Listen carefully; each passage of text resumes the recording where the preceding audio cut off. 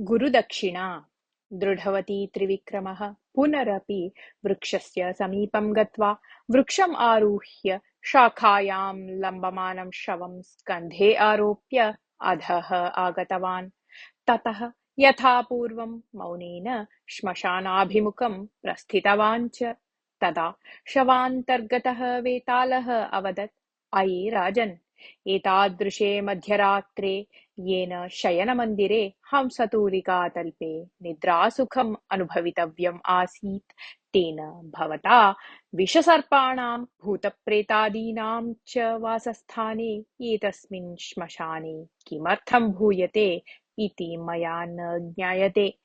भवद्वारा कश्चित् प्राणसखः समानराजः विद्यादाता गुरुः वा स्वकार्यं साधयन् अस्ति इति भाति मम।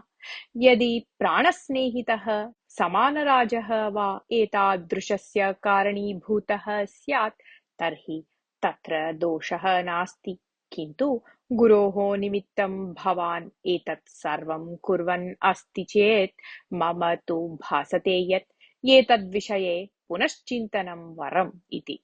यतः विद्याभ्यासस्य अनन्तरं गुरवे गुरुदक्षिणा दीयते एव, तदनन्तरम् अपि गुरोः धनयाचनं, तदर्थं शिष्यस्य परिश्रमकरणम् इत्यादिकम् उचितं न। अत्र उदाहरणार्थं कृपाकरनाम्नः गुरोः कथां श्रावयामि, श्रमस्य विस्मरणार्थं तां शृण्वन् गच्छतु इति। ततः वेतालेन कथा आरब्धा। पूर्वं बदरिकावने किञ्चित् प्रख्यातं गुरुकुलम् आसीत्। तस्य सञ्चालकः आसीत् आचार्यः कृपाकरः। सः स्वसमीपम् आगतान् सर्वान् अपि शिष्यत्वेन स्वीकरोति स्म। तेषाम् अभिरुचेः अनुगुणं विद्यादानं करोति स्म च। कृपाकरस्य गुरुकुले अध्ययनस्य समाप्तेः अवधिः कोऽपि न आसीत्। शिष्याः यावत् इच्छन्ति तावत्पर्यन्तं विद्याम् अधीत्य तृप्त्या गच्छन्ति स्म। केचन एकवर्षं यावत् तिष्ठन्ति स्म, पुनः केचन बहुवर्षाणि यावत् अभ्यासं कुर्वन्ति स्म। विद्याभ्यासस्य आरम्भः अस्ति, न तु अन्त्यम्। गुरुणा मया यावत् ज्ञातम् अस्ति तावत् पाठयामि। इदानीम् अपि अहम् अध्ययनं कुर्वन् एव अस्मि। विद्याभ्यासः एव मम जीवनस्य लक्ष्यम्। अतः एव अहम् एतत् गुरुकुलं चालयन् अस्मि। स्वस्य जीवनलक्ष्यानुसारं यः कोऽपि अत्र आगत्य यावत् कालम् इच्छति तावत् कालं यत् इच्छति तत् पठितुम् अर्हति। किं कियत् कालम् अध्येतव्यम् इति निर्णयः तत्तस्य एव इति कृपाकरः शिष्यान् तदा तदा वदति स्म। यावत् गुरुकुले स्थितिः भवति तावत् शिष्यैः शरीरश्रमयुक्तं कार्यं करणीयम् आसीत्। शिष्याणाम् एतादृशस्य सेवाः एव गुरुदक्षिणा इति वदति स्म कृपाकरः। एकदा कृपाकरस्य समीपं शिष्यौ उमेश रमेशौ आगतवन्तौ। तौ तम् उद्दिश्य, गुरुवर्य, आवां विशेषतया वैद्यशास्त्रस्य अध्ययनार्थम् अत्र आगतवन्तौ स्वः। यावत् शक्यते तावत् शीघ्रं विद्याभ्यासः समापनीयः इति आवयोः आशयः। तदर्थं भवतः सहकारः अपेक्षितः। आवां शारीरकसेवासु न योजयतु कृपया।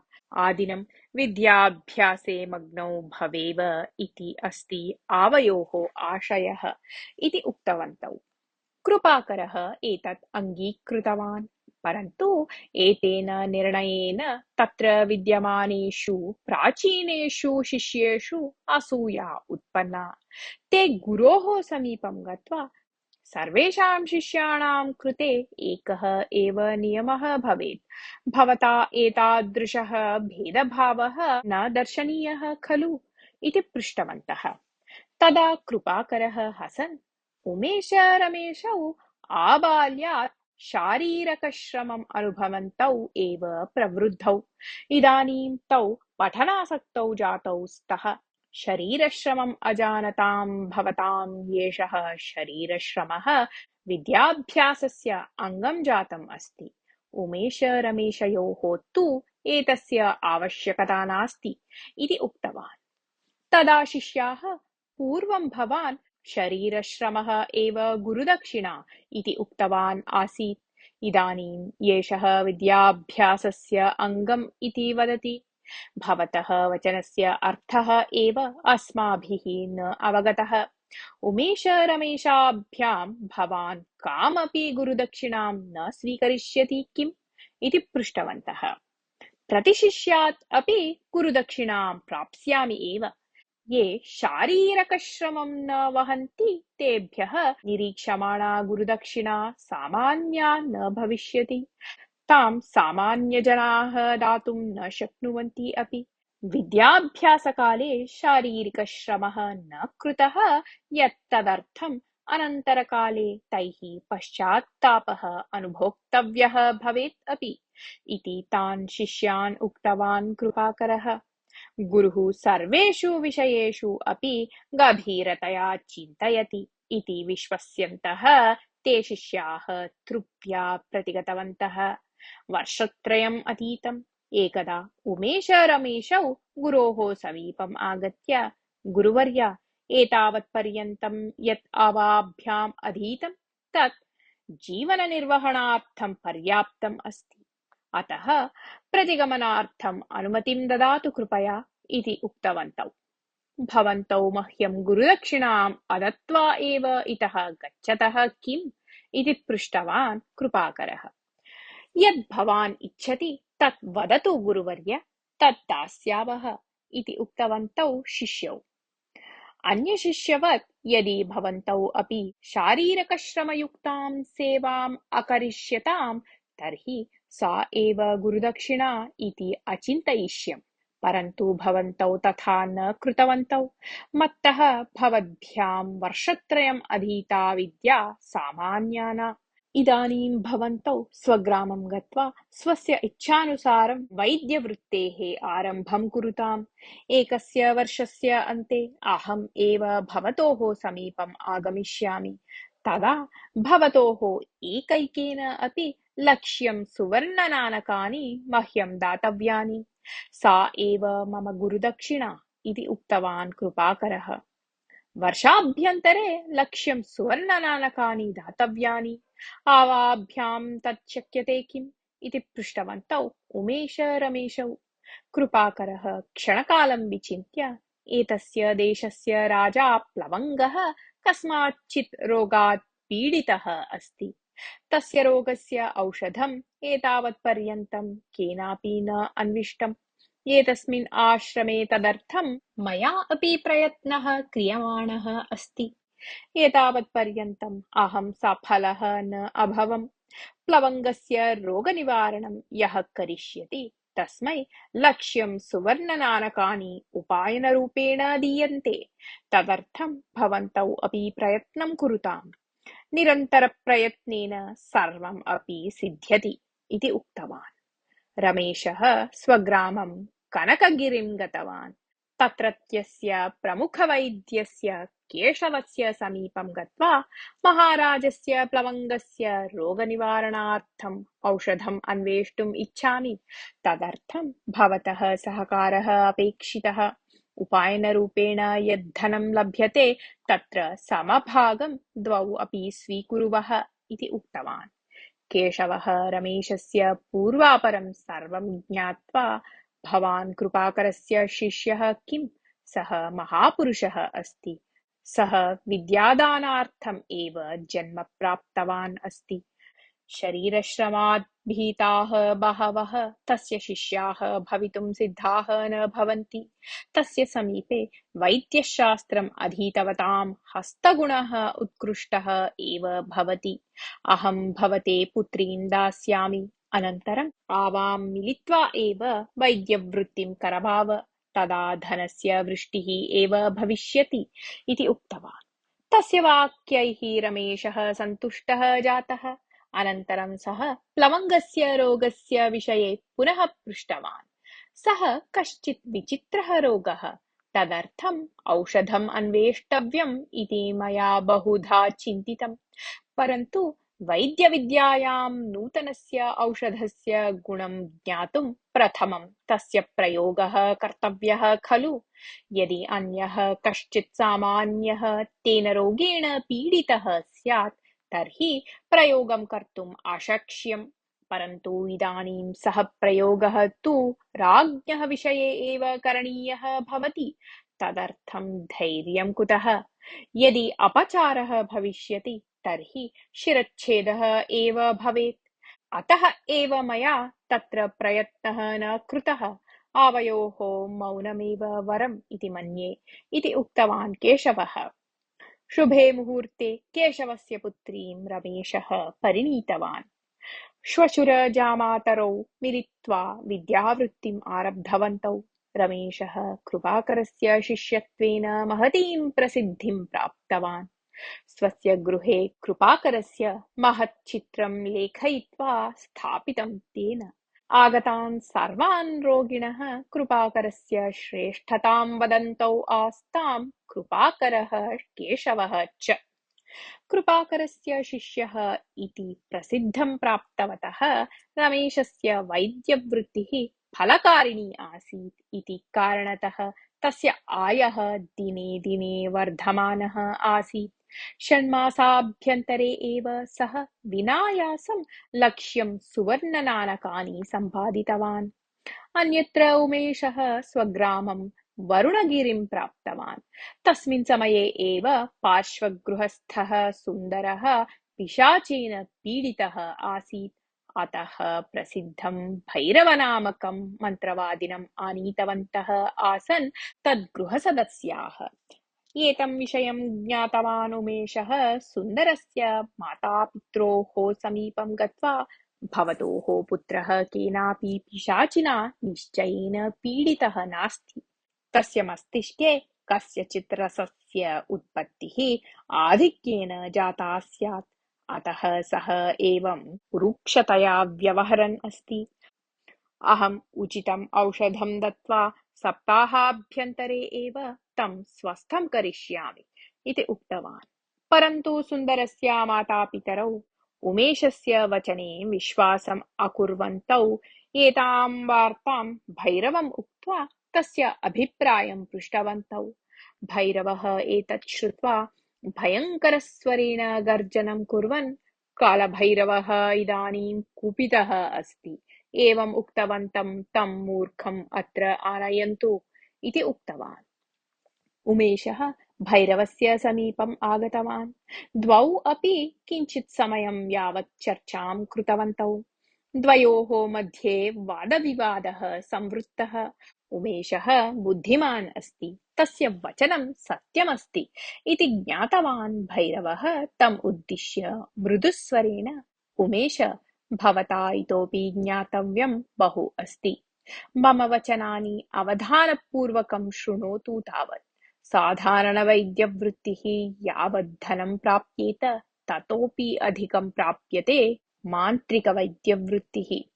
परन्तु मान्त्रिकवैद्यस्य औषधेन रोगपरिहारः पूर्णतया न भवति। मम मान्त्रिकज्ञानं भवतः वैद्यज्ञानं च यदा मेलयामः तदा तत्समम् अन्यत् न भविष्यति। अहं मम पुत्र्या सह भवतः विवाहं करिष्यामि। आवां मिलित्वा वैद्यवृत्तिं करवाव इति उक्तवान्। एतम् उपायम् उमेशः इष्टवान्। सः भैरवस्य प्रसिद्धिं दृष्ट्वा सन्तोषेण तस्य शिष्यत्वम् अङ्गीकृतवान्। एतयोः द्वयोः प्रयत्नेन सप्ताहाभ्यन्तरे एव सुन्दरः स्वस्थः जातः। एतेन सर्वेषां मनस्सु एतयोः विषये विश्वासः उत्पन्नः। कस्यापि रोगः इति वार्ता ज्ञाता चेत् एतौ द्वौ तत्र गत्वा एषा भूतचेष्टा इति वदतः स्म। पूजार्थं यथेष्टं धनं पृच्छतः स्म। प्रसादरूपेण उमेशेन दीयमानम् औषधम् अपूर्वं परिणामं जनयति स्म। ततः जनाः शीघ्रमेव रोगमुक्ताः भवन्ति स्म। एतस्मात् कारणात् एतयोः विषये जनानां विश्वासः श्रद्धा च अधिका जाता। एवं वर्षाभ्यन्तरे एव 2,00,000 सुवर्णनाणकानि सम्पादितवान् उमेशः। परन्तु सः कुत्रापि आत्मानं कृपाकरस्य शिष्यं न उक्तवान् आसीत्। यदि कृपाकरस्य नाम उच्येत तर्हि तदीयं वास्तविकस्वरूपम् अन्यैः ज्ञातं भवेत् खलु। अतः सः कृपाकरशिष्यत्वं गोपयन् एव महतीं प्रसिद्धिं प्राप्तवान् आसीत्। अपि च उमेशस्य मनसि कृपाकराय गुरुदक्षिणादानविषयः अपि न आसीत्। एवं यद्यपि उमेशस्य सम्पादनम् उत्तममेव आसीत्, तथापि वरुणगिरौ तस्य विषये उत्तमाभिप्रायः तु न आसीत्। सः मान्त्रिकः सन् भूतप्रेतादीन् वशीकृत्य सामान्यजनेभ्यः बहु धनं स्वीकुर्वन् सर्वदा पीडयति इति परस्परं सम्भाषणं कुर्वन्ति स्म जनाः। परन्तु तस्य विषये यदि अपवचनानि वदामः तर्हि अनर्थः भवेत् इति चिन्तयन्तः ते भीताः आसन्। धनिकाः तस्य व्यवहारं सोढुं शक्ताः आसन्, किन्तु ते मौनेन तिष्ठन्ति स्म। दरिद्राः तत् सोढुम् अशक्ताः सन्तः अपि अनन्यगतिकया मौनम् आश्रयन्ति स्म।